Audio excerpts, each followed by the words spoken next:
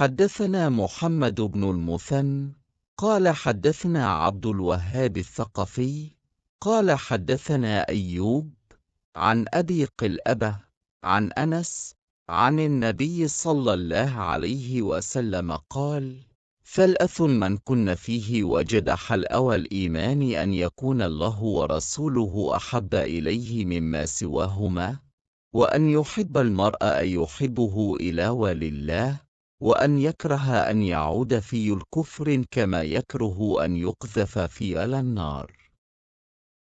हमें हदीस बयान की याकूब बन इब्राहिम ने, उनको इब्न अलैही ने, वो अब्दुल अजीज बन सुहेब से रवायत करते हैं, वो हज़रत अनस रज़ी अल्लाह अन्हु से, वो नबी करीम सल्लल्लाहु अलैहि वसल्लम से नक़ल करते हैं, और हमको आदम बिन इब्बी अयास ने हदीस बयान की, उनको शोबा ने, वो क़तादा से नक़ल करते हैं,